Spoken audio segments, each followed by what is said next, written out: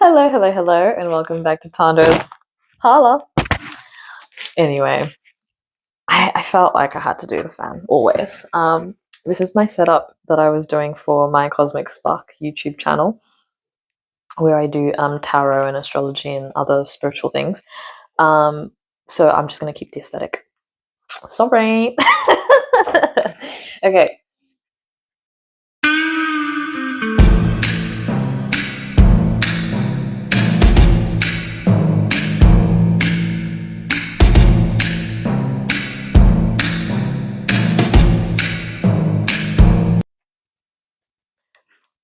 Alrighty, so the topic for the day is going to be really quick and easy, but it is the concept of words are spells.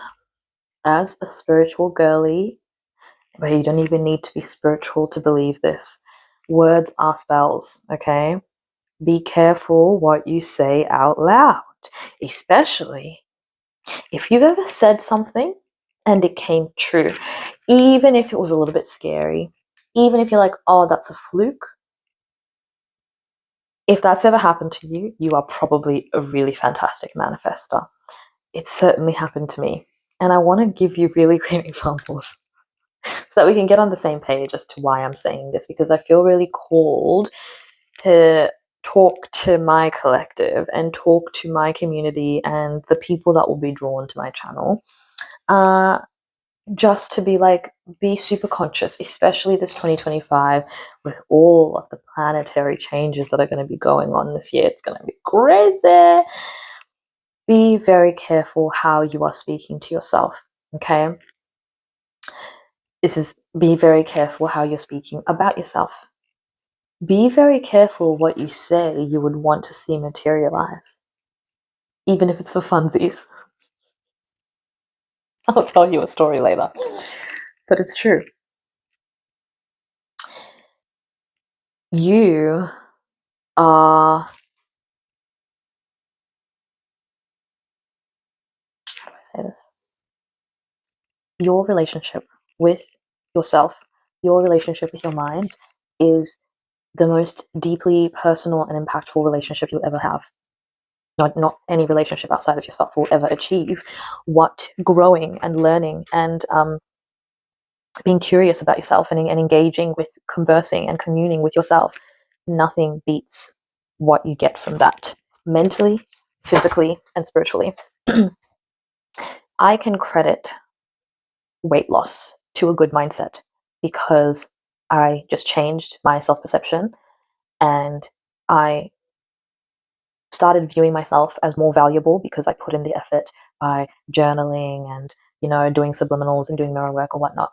By putting in that work on myself, I've gained more confidence with doing things that are good for me because it looks like and it feels like this is the thing that my body would want. This is the thing that would actually please me, right? And so when you work on your self-concept, you start speaking better about yourself. You start thinking better about yourself, right?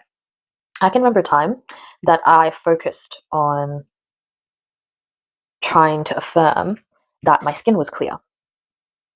But before I would affirm it, I would be like looking in the mirror and focusing on the blemishes and focusing on the fact that I didn't want that and I wanted it to change. And yet the times that my skin has grown clearer or I have lost weight, and it wasn't specifically like because I was hyper focusing on dieting or hyper focusing on going to the gym, what I think happened is like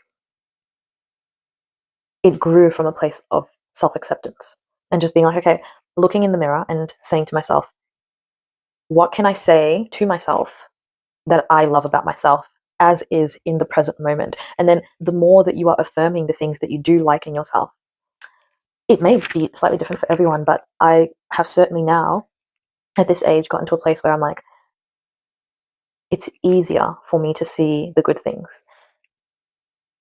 I've always known that with age, you become less conscious and self-conscious about yourself and how you present and all of that sort of thing. And I feel like now that I'm older, I am seeing some of the things that I used to really struggle with. And I'm like, it's not even that bad. I don't know. I think I had like a really warped view in my own brain of what was physically occurring. I had ostracized myself mentally, where I would look at those things I didn't like and internally recoil, and then try and talk to myself about how I loved myself. That certainly wasn't doing anything. And I always say to people, if you struggle with body positivity, start with trying to be body neutral. I have found just being like, well, it's a tummy, it's a nose, it's an arm, just like all the other arms. And then focusing on dressing in a way that actually makes you feel good on the inside out. Whether or not it's in style, whether or not it's necessarily for your body type, obviously you want to dress for your body type because it looks more harmonious. But at the end of the day, if you really like a tube top, and some girl on the internet said people with your body type shouldn't wear tube tops, then are you going to deny yourself that simple pleasure that you can give yourself with ease because someone else said, you know? And so if you struggle speaking nicely to yourself, then can we start by actually listing the things you do like about yourself? And we'll start growing a seed that's already germinated. Let's grow your love for the things that you already know to be true.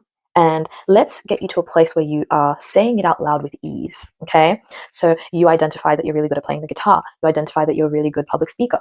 Then I want you to walk around, and when you're talking about your passion for your guitar, I want you to be able to say, yeah, I'm a really good guitar player. Yeah, I've put in a lot of work into it, and I think I'm doing fantastic right now. And I'm really proud of myself. And sit with that.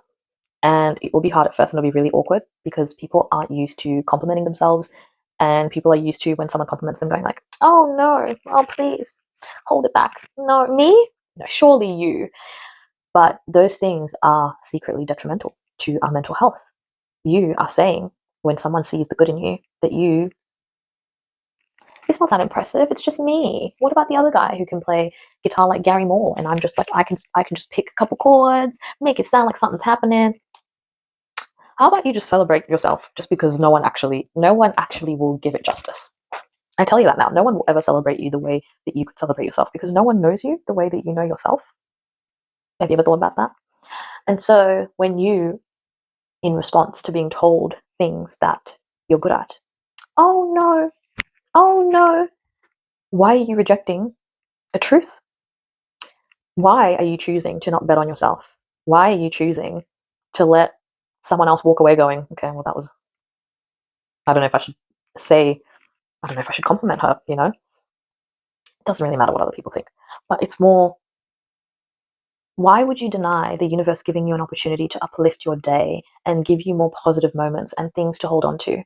Because when people say it's not, it's about the little things in life, they mean being grateful for the fact that you woke up, being grateful for the fact that you're having a really nice warm mug of tea, a tea that you were craving right beforehand, and then you had the ability to go to the kettle and just turn it on and then just pour it into a mug, and now you're drinking it, sipping it, looking wistfully out the window while the sun shines its beautiful rays on your skin, blesses you, kisses you softly on your skin and goes, "You're my child, you live to see another day." Start finding the beauty not just in yourself by focusing on what you can see until you can see a little bit more. Focus on what beauty you can see in the world, name it, and make that a regular practice. I am known as a Libran for consistently complimenting people, even for what I've been told is quite mundane things. But I'm not looking at my compliment as like, oh, she just did a normal thing, and I'm just going to clap for her because that's what friends are for. No, none of that. When I'm complimenting someone for something that they perceive to be small, I'm saying, you know what, people would probably walk around and not give you a compliment for doing that thing, but I see you. In this moment, I'm telling you, I am locked in. I am in the present moment with you. I am seeing you. What you're doing is amazing. When I see someone with a new fresh set of nails, if I'm out at a grocery shop and the person at the register is helping me and I see that they've got a gorgeous nail color that suits their skin tone, I just say it. Because why am I holding back? What do I have to lose? What if I die tomorrow? What if they die tomorrow? Maybe the last thing that they'll remember is the fact that someone told them that shade of pink looks really nice with their skin tone. And if they were nervous about wearing that shade of pink, now they fucking will because someone said it. And I think when you get into the habit of seeing beauty all around you, you see beauty in yourself. Practice noticing beautiful things, not just with your eyes, with your ears, with your touch, and with your throat chakra. Allow yourself to see beauty, speak beauty into the world, and speak beauty and speak life into yourself. Compliment yourself in the mirror in the mornings when you're brushing your teeth and or doing your makeup. If you're straightening your clothes and you happen to be in front of your mirror, compliment yourself before you go. Because why should anyone compliment you? No one should compliment you. If they do, that's really amazing. But if they don't, is your own opinion not interesting enough? Is your opinion not sophisticated enough? Is your opinion, you chose the clothes. You chose the aesthetic. You put it together the way you like. Who should appreciate your own sense of style more than you? You didn't pick those clothes for no reason. You didn't pick that makeup for no reason. So why would you wait for others to see the beauty in you when you're refusing to see the beauty in you and you're refusing to see the beauty around you? You want people to just acknowledge you for existing and for being there, but you don't want to acknowledge you for existing and for being there. You don't want to look in your own eyes and tell yourself that you are a magnetic, sexy goddess, you know? Getting back to word spells, because that was the original point of the video. I believe that I am someone who's a really good manifester, and it's not just about imagining what I want. It's also about saying things out loud. I have to be careful what I say and when I say it. I have manifested to me jobs. I have manifested to me relationships. I have manifested to me a new place of residence. I've manifested so many things. And luckily for me, I have a spiritualist bestie who helps me view even my own life from a different lens, because through her perceptions of me or through her interpretations of things happening with me, it kind of gives me an extra bit of information. My bestie, I'll be honest, just between us gals, we were talking the other day and she's like, do you remember when you said that you wanted to experience being with a really, how do I explain this? Because it's YouTube too. You said, do you ever remember when you mentioned that you would want to try at least once being with a more stereotypical bad boy? I'll use those terms. If we ever get like a little Reddit going or like some sort of chat one day, I might tell you exactly what I said. But essentially, I described an archetype, or what I was describing as an archetype of a man who doesn't follow the societal rules,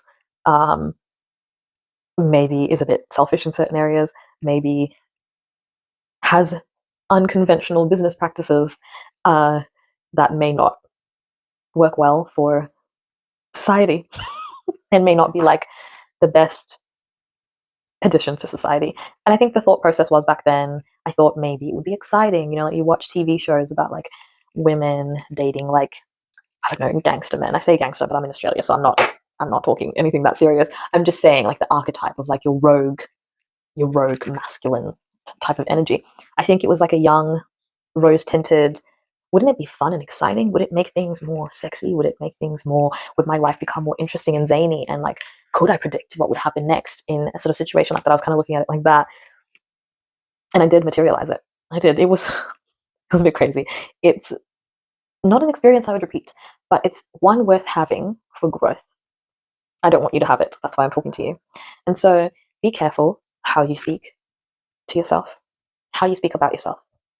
Be careful how you speak about the things around you, because I think it can show a real ingratitude to the universe when all you see around you, even economically, all you see around you is negativity, and you only want to steep and soak in the negativity. How can you expect positive things to materialize out here when in here it's all yucky and gross and cynical? You don't get to be cynical here and then get everything that you want. You have to believe in a thread. You have to have a thread of faith, right? So be careful what comes out of your mouth. Okay. Be grateful. Be more grateful for the everyday, because you would be surprised what you notice when you allow yourself to open up your definition of beauty. I want to encourage people, as a Venusian ruled woman with an 11th house, with my ruler in the 11th house, I want to encourage you to find beauty in the unconventional, find beauty in the eccentric, find beauty in being so individualistic. Other people think you're crazy, because there'll be one or two people that know exactly where you're coming from, and they're going to love it exactly as it is. I hope you enjoyed this video. I hope you enjoy your Friday. I don't know when this is going to come out because it do be like that, but I hope you enjoy the next Friday at the very least. Have a good night.